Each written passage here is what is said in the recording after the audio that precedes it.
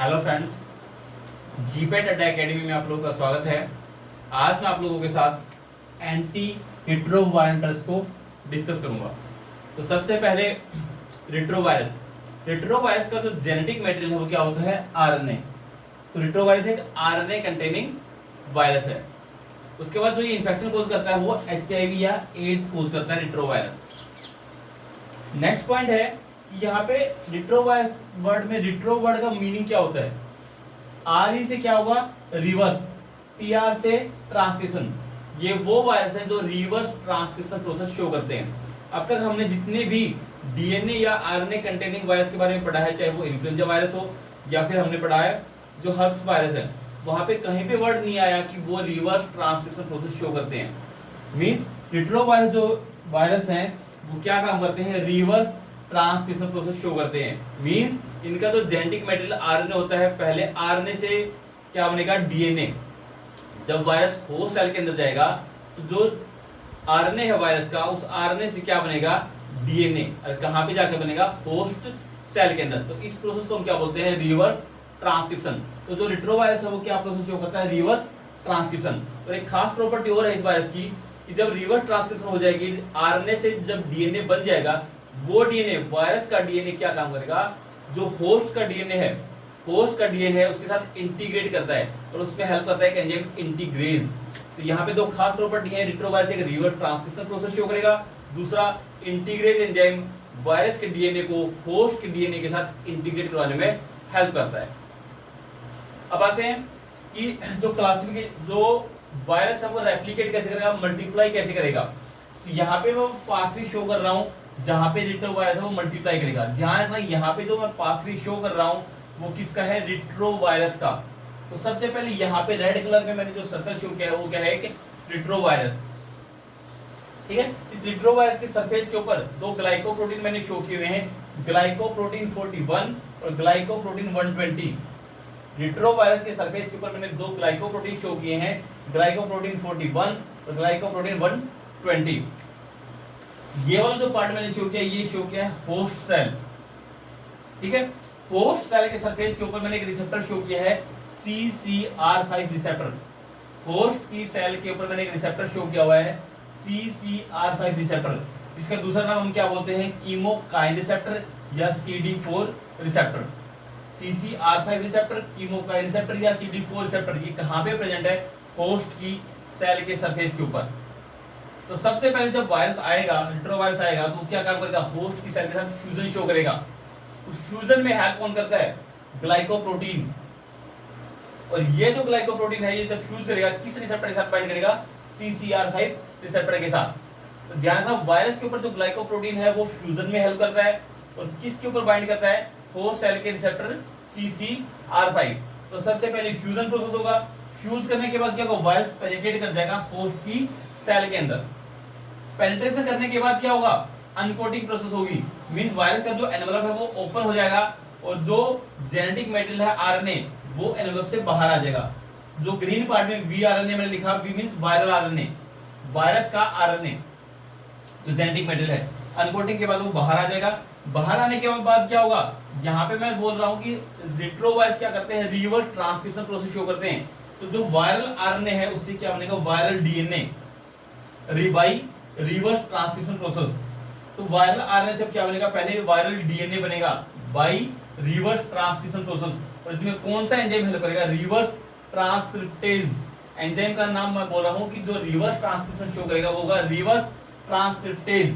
वो क्या काम करेगा? वायरल आरएनए को किसमें कन्वर्ट कर देगा? Viral DNA. उसके बाद जो वायरल डीएनए बना है, यहाँ पे ग्रीन कलर में मैंने किसको शो किया हुआ है? वायरल डीएनए को। ये वायरल डीएनए अब क्या काम करेगा? जो होस्ट का डीएनए है, होस्ट सेल का जो डीएनए है मैंने ब्लू पार्ट में शो किया है, उस होस्ट सेल के डीएनए के साथ इंटीग्रेट करेगा। तो इंटीग्रेट करेगा तो कौन सा एंजाइम हेल्प करेगा? इंटीग्रेज। तो अब अगला स्टेप क्या होगा? रिवर्स ट्रांसक्रिप्शन होने के बाद जो वायरल डीएनए बना है वो वायरल डीएनए होस्ट के डीएनए के साथ इंटीग्रेट करेगा। और कौन सा एंजाइम हेल्प करेगा? इंटीग्रेज। तो यहाँ पे मैंने जो शो किया है, ग्रीन पार्ट है वो है वायरल डीएनए और ब्लू पार्ट है वो शो किया है होस्ट डीएनए। दोनों इंटीग्रेट कर गए हैं और इंटीग्रेट किसकी वजह से किए हैं? इंटीग्रेज एंजाइम की हेल्प से।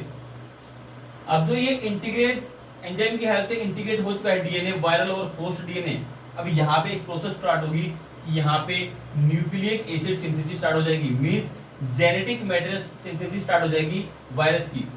तो वायरस को क्या चाहिए? अगर मल्टीप्लाई करना है तो और ज्यादा जेनेटिक मैटेरियल चाहिए, और ज्यादा आरएनए चाहिए। तो यहाँ पे क्या होगा? न्यूक्लिक एसिड सिंथेसिस में वायरल आरएनए बनेगा, साथ में प्रोटीन सिंथेसिस स्टार्ट होगी। प्रोटीन सिंथेसिस, प्रोटीन कौन से प्रोटीन चाहिए वायरस को? वायरस को रिवर्स ट्रांसक्रिप्टेज एंजाइम चाहिए, वायरस को इंटीग्रेज एंजाइम चाहिए। जो एंजाइम्स है वो किसके बने होते हैं? प्रोटीन्स के। यहाँ पे प्रोटीन सिंथेसिस प्रोसेस होगी स्टार्ट और न्यूक्लिक एसिड प्रोसेस स्टार्ट होगी, तो वायरल आरएनए बनेगा प्लस में प्रोटीन बनेगा। तो यहाँ पे जो प्रोटीन बनता है वो एक लंबी चेन बनती है, उस लंबी चेन को छोटे छोटे पार्ट्स में ब्रेक डाउन कौन करता है? Proteases enzyme. ये रेड पार्ट में मैंने एक लंबी चेन शो की है प्रोटीन की। तो वायरस को डिफरेंट स्ट्रक्चरल प्रोटीन चाहिए, डिफरेंट फंक्शनल प्रोटीन चाहिए। फंक्शनल प्रोटीन कौन से? जैसे रिवर्स ट्रांसक्रिप्टेज, जैसे कि इंटीग्रेज एंजाइम। तो उनको बनाने के लिए क्या काम करता है कि जो लंबा प्रोटीन बना है उनको प्रोटीज एंजाइम छोटे छोटे पार्ट्स में कन्वर्ट करता है। तो ये जो लंबी चेन है, इस लंबी चेन को प्रोटीज एंजाइम छोटे छोटे पार्ट्स में कन्वर्ट कर देगा। तो मींस पर्टिकुलर एंजाइम हमें यहाँ पे मिल जाएगा, जैसे कि रिवर्स ट्रांसक्रिप्टेज या इंटीग्रेज एंजाइम। तो प्रोटीन सिंथेसिस के बाद प्रोटीन एंजाइम उस पे एक्ट करेगा और छोटे छोटे प्रोटीन वो बन जाएंगे। इसके बाद क्या होगा? जेनेटिक मटेरियल बन चुका है और साथ में डिफरेंट प्रोटीन बन चुके हैं। तो वायरस का जो अगला स्टेप होगा वो असेंबली होगी, डिफरेंट कंपोनेंट्स को असेंबल किया जाएगा। तो यहाँ पे क्या? Assembly of virus. Assembly of virus में क्या होगा? जो जेनेटिक मटेरियल है प्लस में जो स्ट्रक्चरल प्रोटीन है प्लस में जो फंक्शनल प्रोटीन है वो कंबाइन कर दिए जाएंगे। कंबाइन करने के बाद क्या होगा? एक कंप्लीट वायरस वो बन जाएगा। तो कंप्लीट वायरस जब बन जाएगा तो क्या होगा? वो होस्ट की सेल से रिलीज कर दिया जाएगा बाय बडिंग प्रोसेस, और इसके बाद क्या होगा? रिलीज ऑफ वायरस, और वो होस्ट की सेल से बाहर आ जाएगा। उसके बाद दूसरी सेल्स के अंदर इंफेक्शन कॉज करेगा। ठीक है, यहाँ पे इंपोर्टेंट पॉइंट्स क्या क्या हैं कि एक तो जो वायरस है उसके सरफेस के ऊपर ग्लाइकोप्रोटीन प्रेजेंट है, ग्लाइकोप्रोटीन 41 और ग्लाइकोप्रोटीन 120। ये क्या काम करते हैं? होस्ट की सेल के साथ फ्यूजन करने में हेल्प करते हैं। दूसरा मैंने पॉइंट बताया CCR5 रिसेप्टर। ये CCR5 रिसेप्टर कहाँ पे प्रेजेंट है? ये होस्ट के सेल के सरफेस के ऊपर प्रेजेंट है, जो क्या काम करता है? वायरस को अपने सरफेस के ऊपर बाइंड करने में हेल्प करता है। थर्ड जो पॉइंट है वो है रिवर्स ट्रांसक्रिप्टेज एंजाइम, जो रिवर्स ट्रांसक्रिप्शन प्रोसेस में हेल्प करता है। Fourth one integrase enzyme. Integrase enzyme क्या काम करता है? जो वायरल डीएनए बना है, रिवर्स ट्रांसक्रिप्शन प्रोसेस से जो वायरल डीएनए बना है, उस वायरल डीएनए को क्या काम करता है? होस्ट के डीएनए के साथ इंटीग्रेट करने में हेल्प करता है। इसके बाद नेक्स्ट है प्रोटीएज एंजाइम। प्रोटीएज एंजाइम क्या काम करेगा? एक प्रोटीन की जो लंबी चेन बनेगी उसको पर्टिकुलर साइट्स पे कट करके स्ट्रक्चरल और फंक्शनल प्रोटीन बनाने में हेल्प करता है। ठीक है, तो अब आते हैं हम एंटी रिट्रोवायरल ड्रग्स से क्लासिफिकेशन पे कि कौन कौन सी एंटी रिट्रोवायरल ड्रग्स हैं। पहली कैटेगरी है न्यूक्लियोसाइड रिवर्स ट्रांसक्रिप्टेज इनहिबिटर, जिसको बोलते हैं NRTI। यहाँ पे अगर आपको वर्ड दिखेगा रिवर्स ट्रांसक्रिप्टेज, मींस ये वो ड्रग्स हैं जो रिवर्स ट्रांसक्रिप्टेज एंजाइम को इनहिबिट करती हैं। मींस जो रिवर्स ट्रांसक्रिप्शन प्रोसेस होती है वहां पे कौन सा एंजाइम काम करता है? Reverse transcriptase. तो जो न्यूक्लियोसाइड रिवर्स ट्रांसक्रिप्टेज इनहिबिटर है वो क्या काम करेंगी? रिवर्स ट्रांसक्रिप्टेज एंजाइम को इनहिबिट करके रिवर्स ट्रांसक्रिप्शन प्रोसेस को इनहिबिट कर देंगी, जिससे क्या होगा? फर्दर रेप्लिकेशन प्रोसेस नहीं हो पाएगी। क्लियर है? यहाँ पे साथ में वर्ड है न्यूक्लियोसाइड।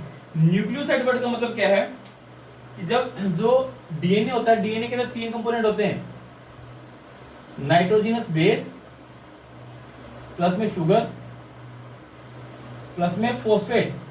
अगर ये तीनों कंपोनेंट प्रेजेंट होते हैं डीएनए के अंदर, नाइट्रोजनस बेस जिसके अंदर प्यूरिन या पाइरिमिडिन आते हैं, उसके बाद शुगर और साथ में फॉस्फेट, अगर तीनों कंपोनेंट प्रेजेंट हो गए तो उसको बोलते हैं न्यूक्लियोटाइड। वर्ड ध्यान रखना, न्यूक्लियोटाइड।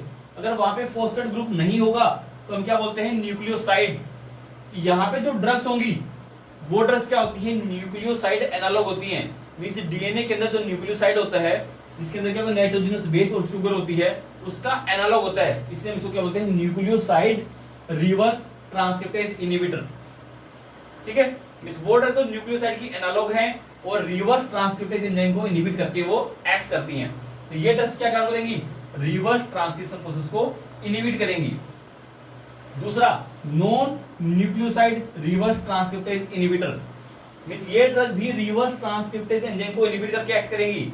लेकिन ध्यान रखना, ये ड्रग न्यूक्लियोसाइड की एनालॉग नहीं है, नॉन न्यूक्लियोसाइड, मींस वहां पे नाइट्रोजन से बेस या शुगर के जैसा कंपोनेंट यहाँ पे नहीं होगा।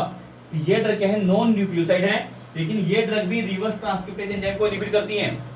ये ड्रग भी reverse nucleoside reverse transcriptase inhibitor भी रिवर्स ट्रांसक्रिप्टेज को इनहिबिट करती हैं, लेकिन वो न्यूक्लियोसाइड की एनालॉग है। तो यहाँ पे मैं अगर दोनों ड्रग्स को दिखाऊं तो NRTI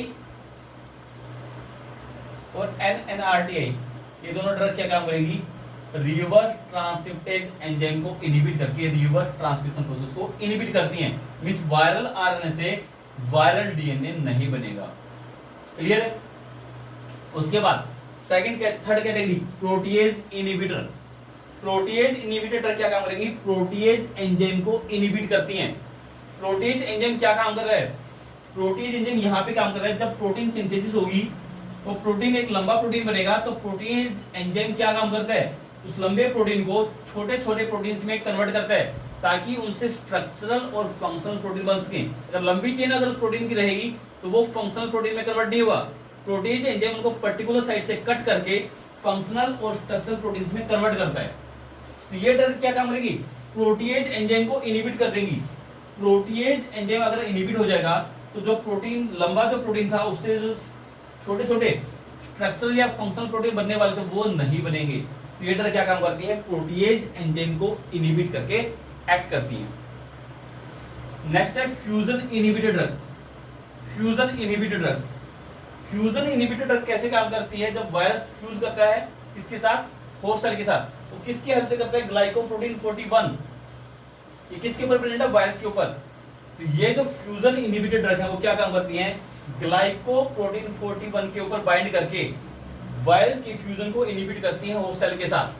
फ्यूजन इनहिबिटर ड्रग क्या काम करेगी, जो वायरस है उसके सरफेस के ऊपर ग्लाइकोप्रोटीन 41 प्रेजेंट है और वो ड्रग क्या काम करेगी, ग्लाइकोप्रोटीन 41 के साथ बाइंड करके फ्यूजन को इनहिबिट करती है होस्ट सेल के साथ। मींस वायरस अब होस्ट सेल के साथ फ्यूज नहीं कर पाएगा bye binding with glycoprotein 41। Clear है? ग्लाइको फ्यूजन इनहिबिटर कहां पे एक्ट करेंगी, ग्लाइकोप्रोटीन 41 के ऊपर। इसके बाद नेक्स्ट है CCR5 receptor inhibitor. CCR5 receptor inhibitor क्या काम करेगी, जो होस्ट सेल है होस्ट सेल के ऊपर क्या प्रेजेंट है, CCR5 receptor. CCR5 receptor present है। ये ड्रग क्या काम करती है, वो CCR5 रिसेप्टर पे बाइंड करके क्या काम करती हैं, वायरस के फ्यूजन को इनहिबिट करवाती हैं। मींस ये ड्रग क्या काम करेगी, रिसेप्टर पे बाइंड करेंगी, ना कि वायरस के ग्लाइकोप्रोटीन के ऊपर। तो CCR5 रिसेप्टर इनहिबिटर क्या काम करेंगी, होस्ट सेल के ऊपर सरफेस के ऊपर जो CCR5 रिसेप्टर है उस पर बाइंड करके वायरस के फ्यूजन को इनहिबिट करवाती हैं। मींस वायरस को फ्यूजन की साइट नहीं मिलेगी।